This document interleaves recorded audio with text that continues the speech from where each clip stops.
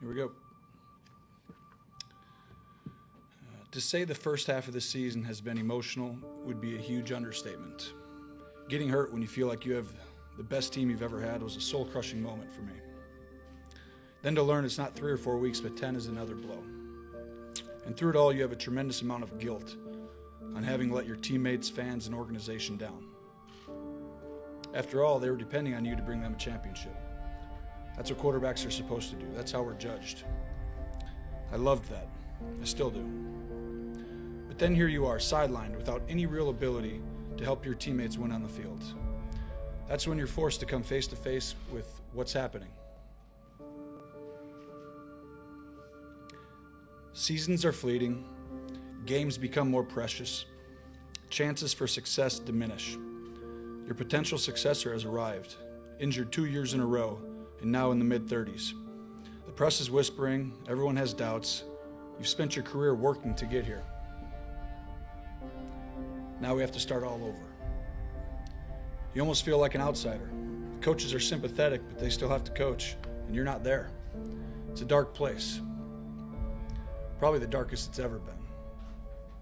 You're sad and down and out, and you ask yourself, why did this have to happen? It's in this moment that you find out who you really are and what you're really about. You see, football is a meritocracy. You aren't handed anything. You earn everything, every single day, over and over again. You have to prove it. That's the way that the NFL, that's the way that football works. A great example of this is Dak Prescott and what he's done. He's earned the right to be our quarterback. As hard as that is for me to say, he's earned that right. He's guided our team to an 8-1 record, and that's hard to do. If you think for a second that I don't want to be out there, then you've probably never felt the pure ecstasy of competing and winning. That hasn't left me. In fact, it may burn more now than ever. It's not always easy to watch. I think anybody who's been in this position understands that. What is clear is that I was that kid once. Stepping in, having to prove yourself. I remember the feeling like it was yesterday. It really is an incredible time in your life. And if I remember one thing from back then, it's the people that helped me along when I was young. And if I can be that to Dak, I've tried to be, and I will be going forward.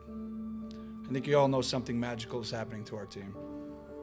I'm not going to allow this situation to negatively affect Dak or this football team by becoming a constant distraction. I think Dak knows that I have his back, and I think I know that he has mine. Ultimately, it's about the team. It's what we've preached our entire lives. I can remember when I was a kid just starting out and wanting to be a part of something bigger than myself. For every high school kid out there or college player, there's greatness in being the kind of teammate who truly wants to be part of a team. Everyone wants to be the reason they're winning or losing. Every single one of us wants to be that person. But there are special moments that come from a shared commitment to play your role while doing it together.